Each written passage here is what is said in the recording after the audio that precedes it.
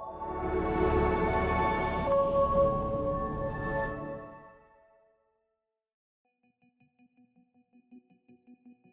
it was a sunny, windy fall afternoon here in the lands of the Blackfoot Confederacy, Tsuut'ina Nation, Iitka Dakota First Nation, and more recently, the Otipemisiwak Métis. In the Ancestral Science podcast, was honored to speak with Kainai Elder, Casey Eaglespeaker.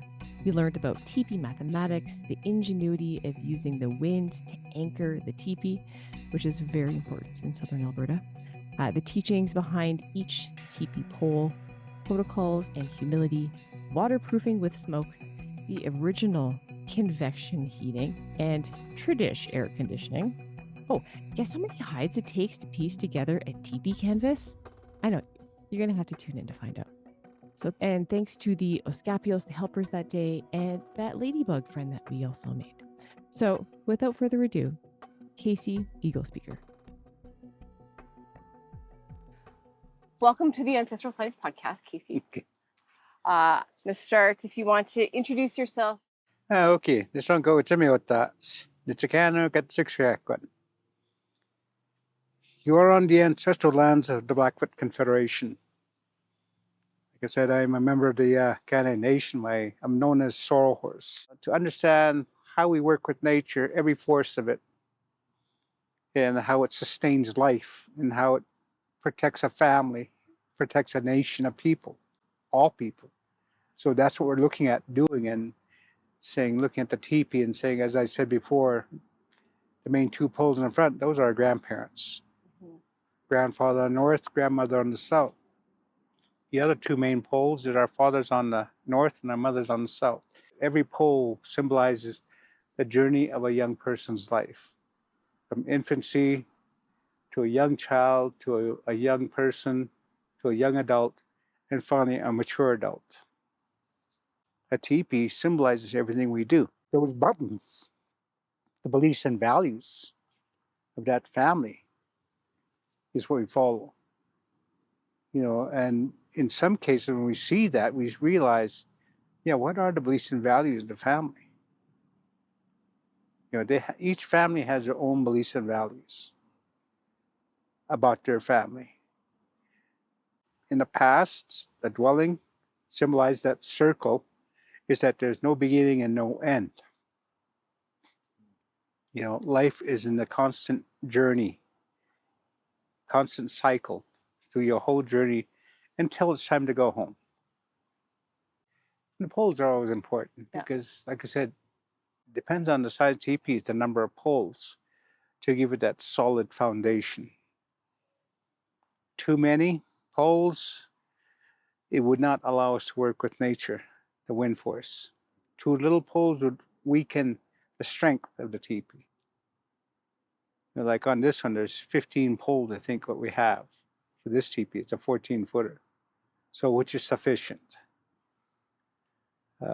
Others might use 17, depending on where they're at. So the environment that you're in will dictate that. So because we're in this area, and the winds aren't as strong today, and because of the size of the teepee, it would withstand a lot of wind anyhow. But let's say we get further east, where there's less winds, they might go ahead and use less poles.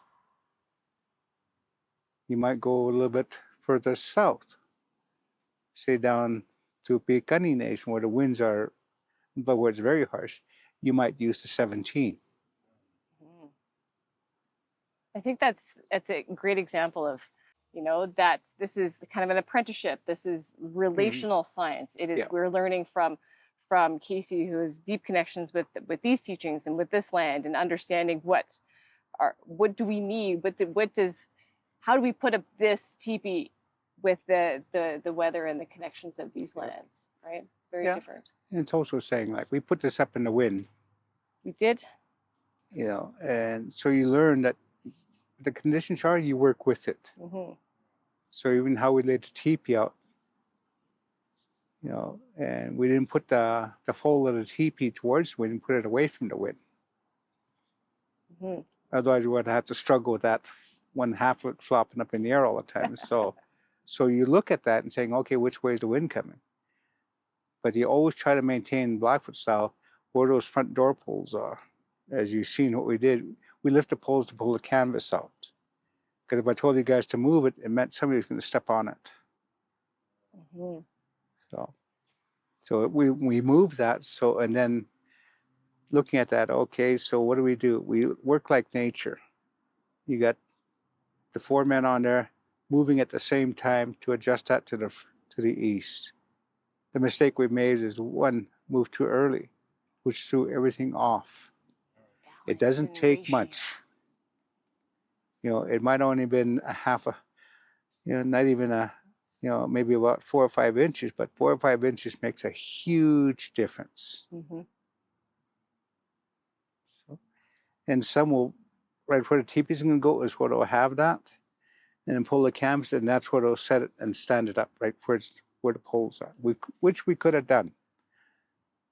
And that was my intent, and I thought, no, I need to teach a little more in depth about getting it right. It may not be perfect, but getting it right is all that's important. You know, and the teachings to get to a level of excellence, you become more proficient about the structure and looking at the terrain. Mm-hmm. Now, I could have moved over where we have a dip over here and taught you another way to look at that and how to work with that. But then we also look at that. So it was raining and we had it over that dip. What are we going to end up with? You're going to end up with a little stream going through your teepee. So we don't do that. So you look at the land and say, oh, how to work with the land? I got to consider possible moisture, rain, snow, whatever. I got to look at that. I have to understand that. Mm-hmm. So always being aware of that, or even in rocky terrain and finding, okay, where is the best spot? And understanding the soil and understanding the formation of the rocky terrain. Okay, where is it easier for me to put the teepee down? Mm-hmm. I have a question about the canvas and the geometry of the canvas.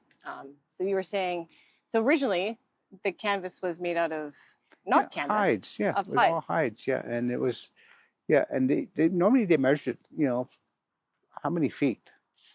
They walk it off from top to bottom. You know, once they do that, and then it's just basically taking a rawhide strip of the same length and etching out how they're going to do that. So would it look geometrically kind of similar to this? It wouldn't be like, I've never seen a teepee that's made out of hide. It wouldn't be like, it looks like a buffalo. That's no, okay. It would look like this. Yeah, and yeah, it would look similar to this. You know, like I said, so it would have kind of these arcs. Oh yeah. Yeah. Yeah. Interesting. Like I said, the Blackfoot style, you have a panel down here, then the rest go down. So, and that's where you start looking at. So if the panel was here, then the poles would have been slightly altered for that. So we had to adjust for that too. So, and that's the difference. Like I could have kicked these poles out further, like a Lakota style. So then you have this teepee and a little bit more sloping to the back. So there would be more slope in the back with the Blackfoot teepee? No. No, okay, for Lakota. Lakota style. Okay. So I have a question. I'm going to quiz everybody in the teepee. How many buffalo hides do you think would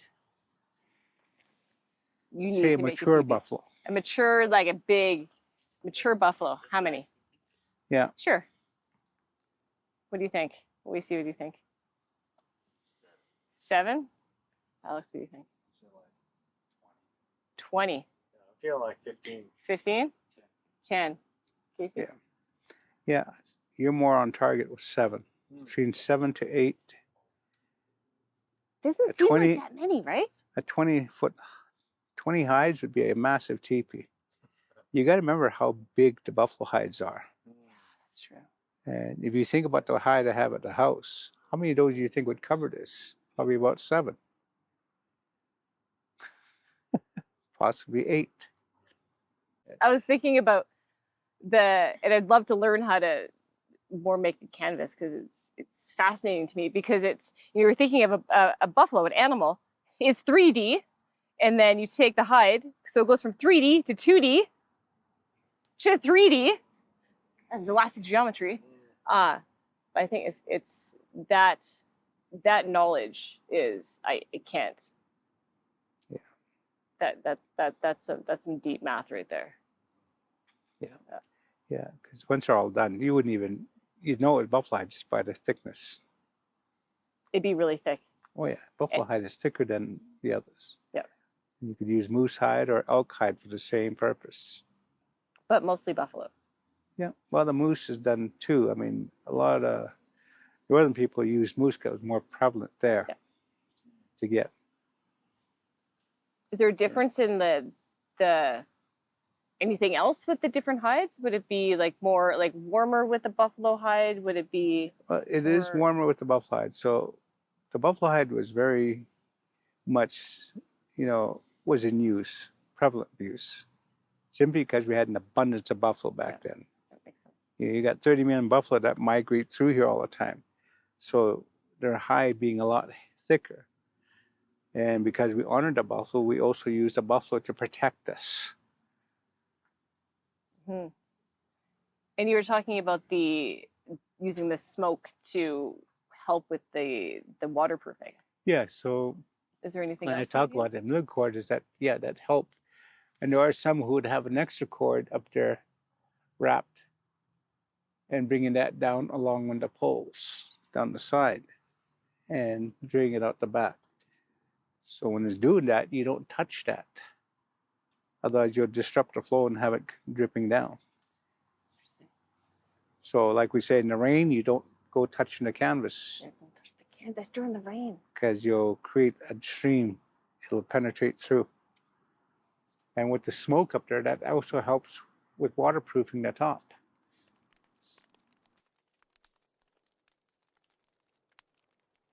So you work with smoke now. You're working with fire and smoke to also help another level of understanding how that actually works and saying, we don't want our teepee to be getting soaked on the inside. So that also helps with that, working with nature and saying, it's smoky up there, but that's protecting our family. Mm-hmm. It's windproofing the top, waterproofing it. Do you tan the hides before you? From what I understood, they did, because once you, if you use rawhide, I mean, that'd be almost impossible because they're stiff. Yeah. So the hides they would use, so they can roll them up. And in the past, it was a woman's responsibility to put up a teepee, while the man went out to go get the resources. But the women are so efficient at it.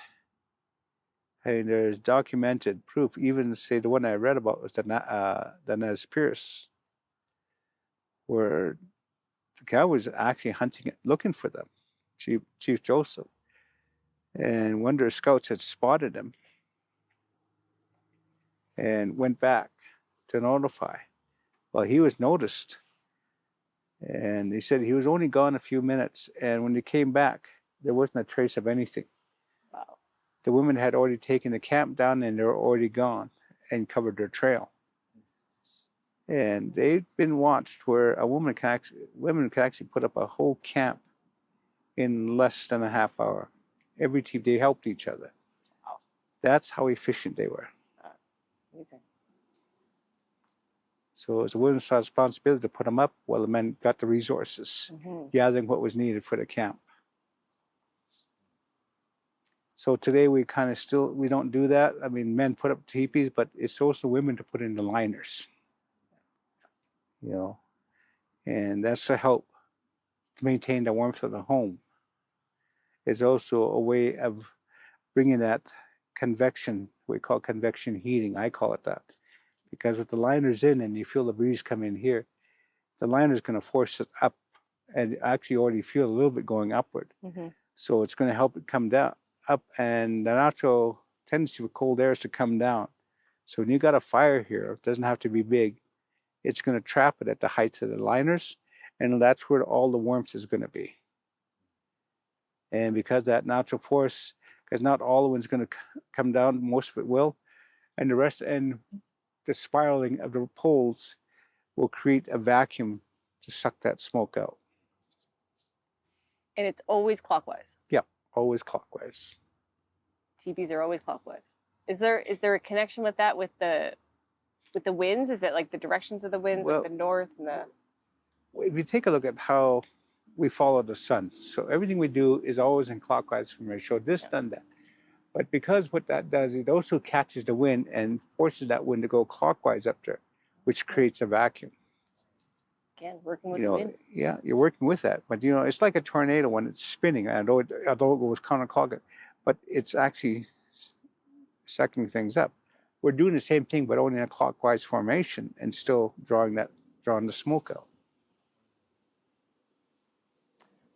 The question about the sewing the hides together, they would use sinew? Oh yeah, they would use sinew. Everything was with sinew, right from the buffalo or the elk.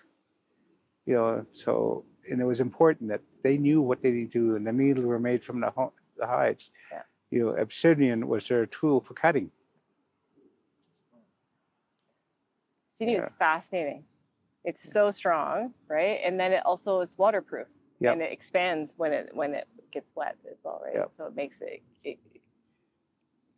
again continues the waterproofing. Yeah. And the other thing too is, ever put up a teepee, whether it's hide or this canvas, if it should rain, you leave it the way it is, and you wait for it to dry completely. Mm-hmm. Otherwise, the shrinkage. But it also allows the fiber to work with each other. Because if you take it down and try to set up, it's going to be awkward. It's going to be shrinkage here and there. And just trying to stretch it in different ways, you're going to create leakage somewhere. And you're going to weaken the fabric. Is there anything you want people to know about, like the protocols of a teepee? I think a lot of teachers and community are like, oh, I want a teepee. I want to put up a teepee. I want to teach this or pass this on. And how would you say that to someone just wanting to put up a teepee or just wanting to teach about it? And there's a lot of steps before that. There is. I mean, receiving a teepee is really a highly honored to have a teepee. Mm-hmm. And you need to respect what it means. It's not just something to have like a playhouse, just to put in your backyard. Yeah, you need to be able to understand that and realizing, if I have a teepee, I need to have a purpose for that. There's got to be a use of why that teepee is going up. Much like today, there was a purpose for this teepee to go up to receive your teachings. But if somebody said, can you just put up a teepee? I'm not just going to put one up just to show people I have one. It's not about to show. It's not a badge. Okay? It's something to respect, that this is the dwelling of our people. These were the homes of our people of the past. And we must maintain that honor and respect of our homes. Mm-hmm. It's the same way that when somebody's looking at somebody, yeah, I want a house just like that, and I'm going to have one just like it. It just doesn't work that way. Mm-hmm. It's not something to look at as, I don't know how you want to look at it, as something prestigious, because there are practical uses. What is prestigious is to earn a painted teepee, because you've earned that right through your journey. Whether that came through a vision or it was a design that was handed down to you through your family, that you've earned that right to carry that teepee. See, these are earned rights. And we do know people are always buying teepees, which is fine. But the people I know who've been purchasing teepees are using them for a very traditional purpose. Mm-hmm. They're not just using it for other purposes. Yes, I do know that there's non-Indigenous people who have teepees and using them as motel rooms. They got the wooden flooring and all that. And air conditioning. That's not Indian air conditioning. It's probably electricity. Yeah, and those I just, I've seen some and I thought, oh, I want to sleep in a teepee. I put mine up, but I'm not going to put up teepee just because I want to sleep in it. I got to make sure I got a purpose for it, why there's a reason for that. Mm-hmm. And a reason, and you know, as we'll talk about, is the, you know, the depth of the knowledge of the cultural knowledge of each of the poles, of the familial knowledge, the cultural specific community-based knowledge for each of the poles, and it's, you know, it's not something to be tokenized. I know Dr. Edward Doolittle, is a Mohawk mathematician that has a great paper called Math is Medicine, but has talked about how it's become so, the teepee is often very tokenized within the math classroom. It's like, oh, we'll just math, or a teepee is a cone, or looking at a picture of a teepee, find the volume of this cone. And it's not, we can see it's not a cone. And that very much tokenizes this, the depth of science and the physics and the math that we talk about today, that we will talk about today. And we don't want to, you know, we don't want to tokenize that as you don't just want to tokenize. I mean, it's much like the West Coast when totem poles were tokenized. You find them in all curio shops and souvenir shops, tokenizing those things, and that's not what you want to do with a teepee. I have a question. So you know, like you walk around the land, sometimes you'll see like teepee rings or the rocks like that are like in the ground. You just see the tops of them, and they're in a circle. Like, what were the rocks for? Those were to anchor the teepee down. Okay. Yeah. So they didn't use pegs back then. No. Okay. No, that's what they were used for. For efficiency, pegs became the in thing to do. so hot right now. Yeah. Pegs. Because with the rocks, I guess you'd have to. You just left them. Yeah. So what they did, like I said, when they put those up, they're not going to carry rocks from to everywhere they move, because our people followed the buffaloes. So, and we respected land. So if this is the encampment, we'd only be here for 4 to 7 days maximum, and then move, so we do not disturb or destroy the land around us. And why the fire pit becomes your mound, your altar. So when that's all done and ash is all fine powdered, then you flip that back over and cover that. You know, in any water, you push that back on there to give it life again, and then you move on. So everything was to respect the land we're on, to respect everything that we see here, because these are relatives. Every one of these, there's a spirit that dwells in that body. Just like our spirits, our bodies are a gift to the spirit. You know, like Pukaks, we don't have a real word for children, but Pukaks is in relationship to the stars. You know, gifts that were given to guide and teach for their journey in a physical world. So all of that is relevant. So again, that comes right back to what this is all about, and why when you look up, you know, we don't just look out the door, we look up, and what are we looking at? At night, we're seeing the stars. You know, in Blackfoot would say we're all star people, we came from the stars. So we're looking out there and saying, this is our beginning. Our spirit came from there, and our body came from here. And is there a connection then between where all the poles are together and as they go out? Is there?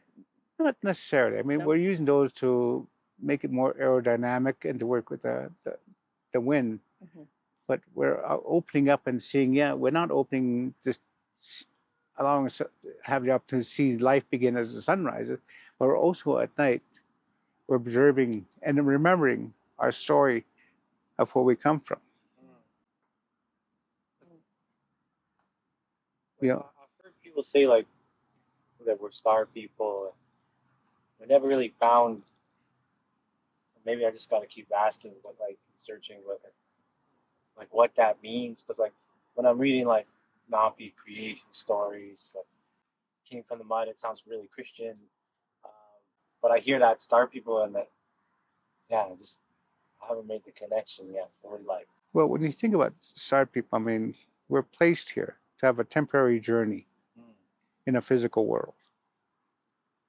But to have that physical journey, we have to have a physical body.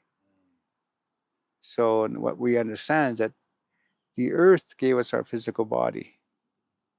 So your skeleton, your bones represent the mountains, rocks, like the ones used in ceremonies like a sweat lodge. Your arteries, veins, and vessels, these are your rivers, streams, and creeks. Your hair represents sweetgrass that grows on the prairies. Your heart will pump and pulsate at the core of a mother does, and your breath is the wind. Your tears are the waters upon the earth, and they have that healing capacity to allow them to flow freely without hindrance. And the shade of shell you carry is like our mother, white and gold sands, brown, black. So it's just 4 different shades of brown. That's for all people in the world. So there's no such thing as a white person, black person, red man, or a yellow man.